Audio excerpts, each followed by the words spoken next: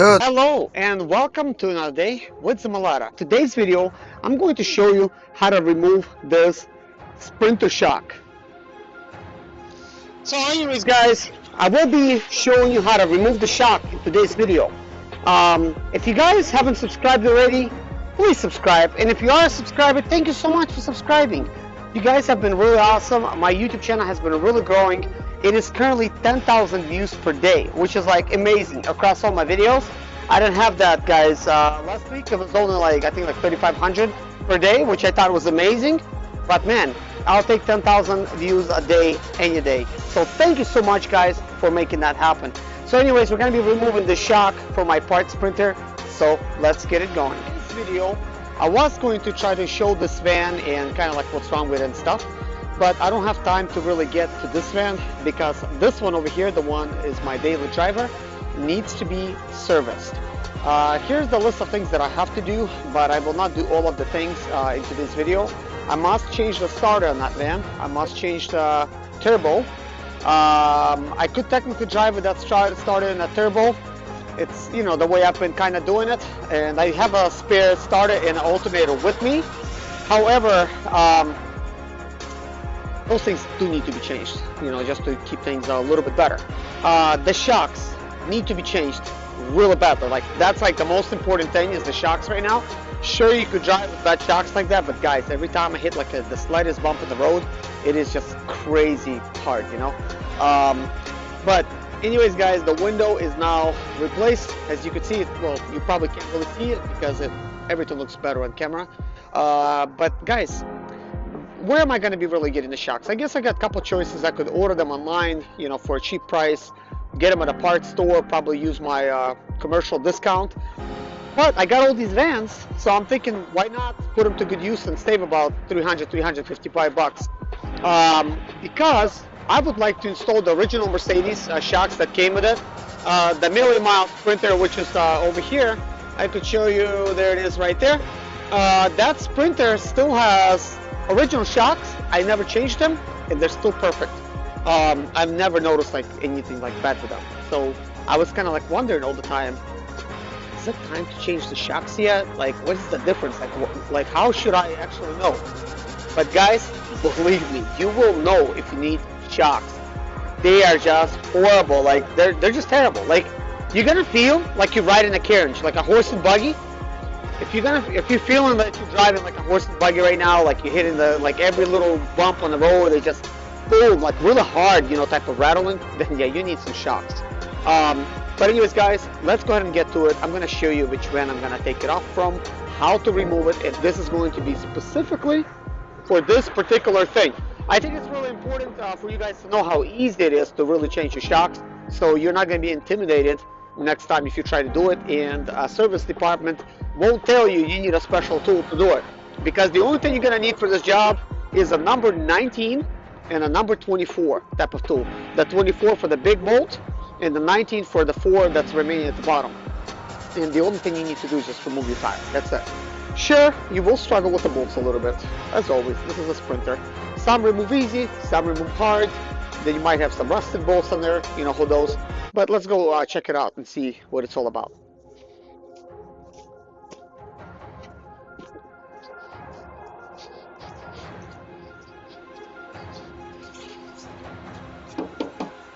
So anyways, guys, I'm sure you recognize this is my parts Sprinter. Sure, it looks like any other Sprinter.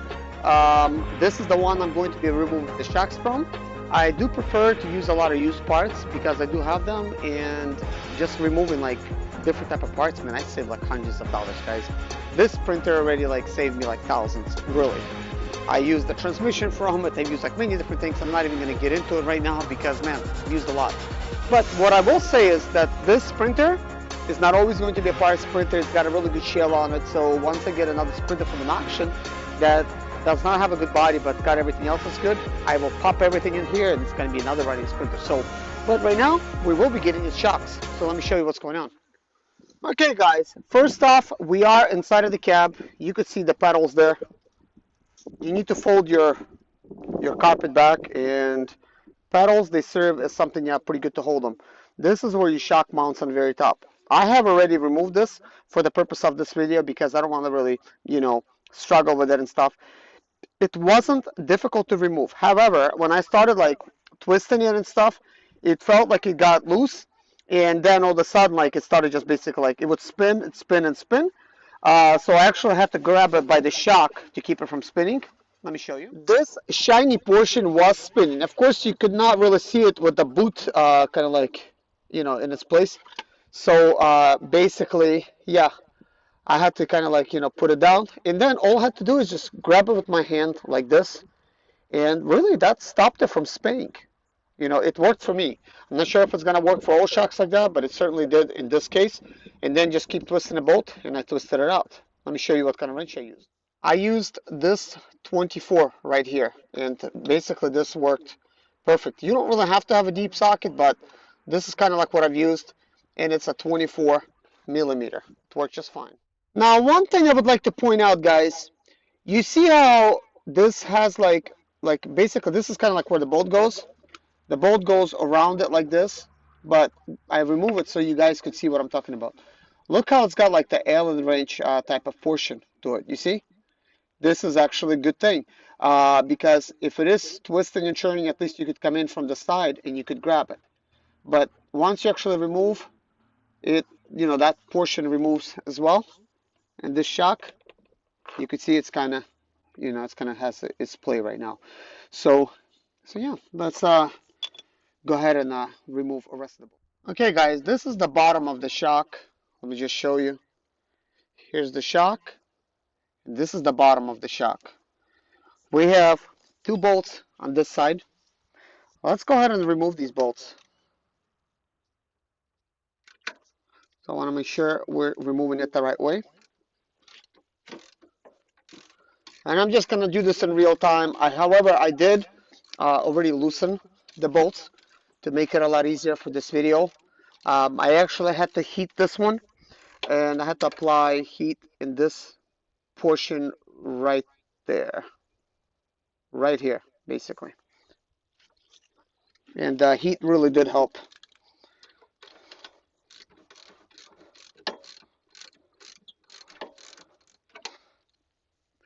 Now, I heard when removing these things, you have to mark where the bolts were and stuff so that you could properly balance them. But I will not be really using this vehicle, so this is something I'll have to do on my other one. I'm just trying to remove this one and use it. Okay, it looks like over here we can't really use this one, so we'll have to use my regular type of wrench. So basically, yeah. Looks like this one actually loose enough to actually where I could use my fingers, which is good.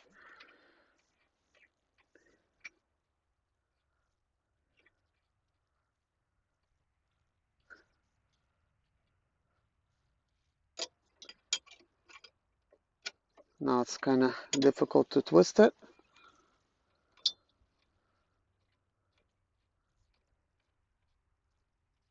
Here we go. It's getting ready to come out. Okay, now let's get another. Okay, now we're ready to remove this one.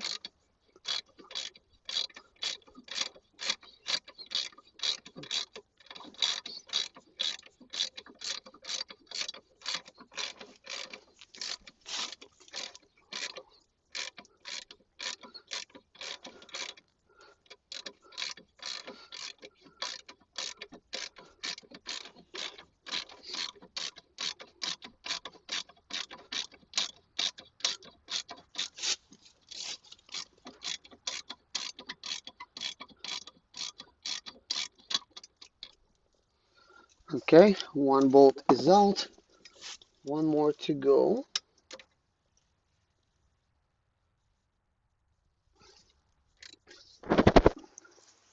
Surprisingly, this one, it's not moving.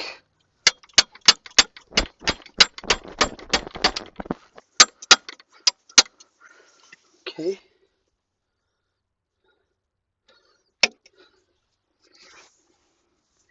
In this case, I need to go ahead and use this one. They actually were all loose, but I think when it was heated, it only did it partially.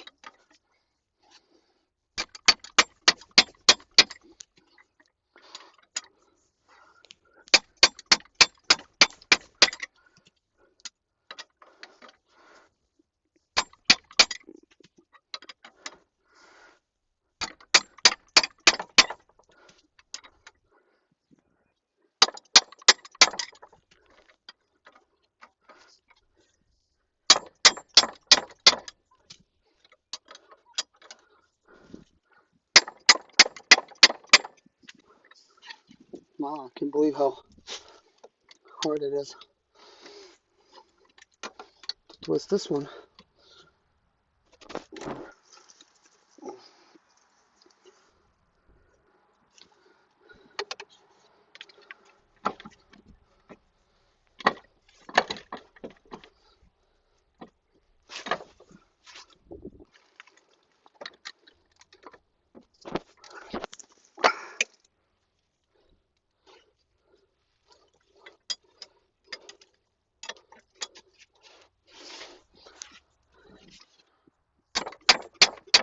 I think part of the reason it's spinning out kind of bad is because the top shock is kind of loose, and then now everything is at an angle.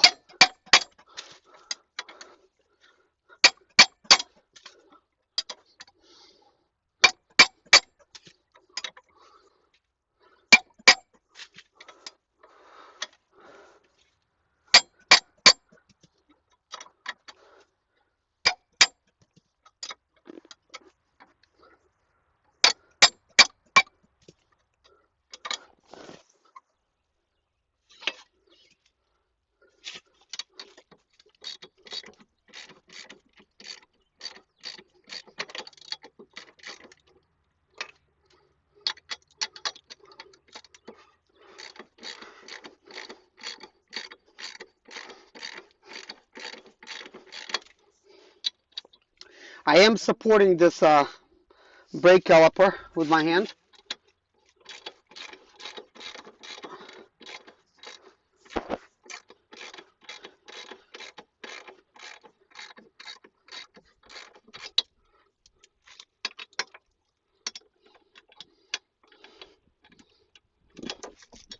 Okay.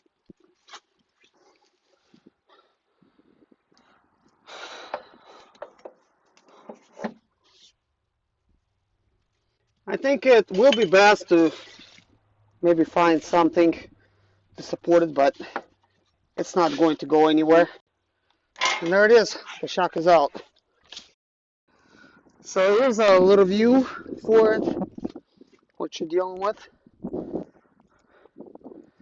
I don't know if you guys remove your shocks like this, but this is the way I do it.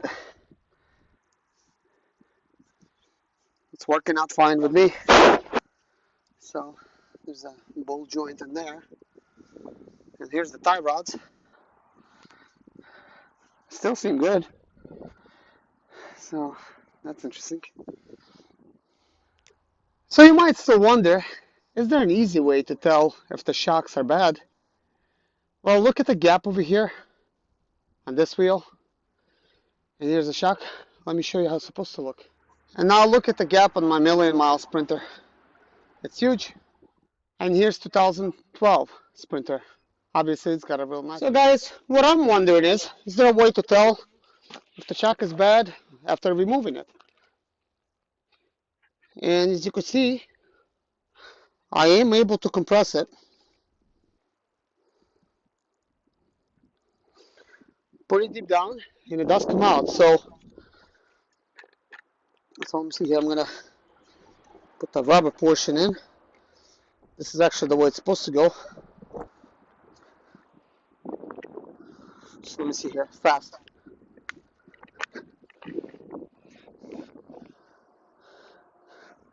You know, I'm not convinced, to be honest with you, that this is even a good shock, even though it was good.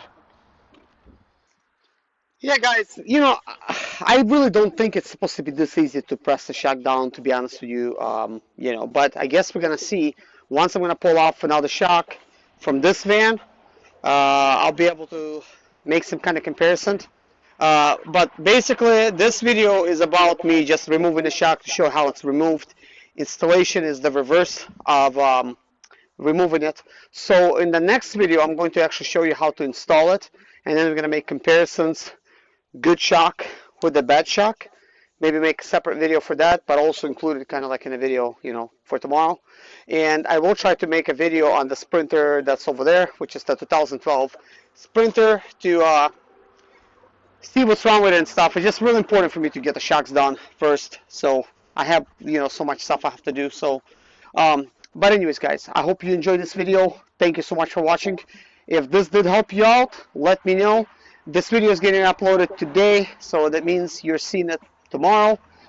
So when you do see it, that means I'm still working on shocks, and that means the video is still not out. So if you would like to see anything else, you know, while I'm down there, you know, let me know in the comments below. That way I'm going to try to do it. But also, guys, please subscribe if you haven't already, and like my videos if you like them. But it's a good thing for me. Like when I see those likes and I see subscribers and stuff, it's really fun. But anyways, guys, you're awesome. Thank you so much for watching. Take care, and God bless you.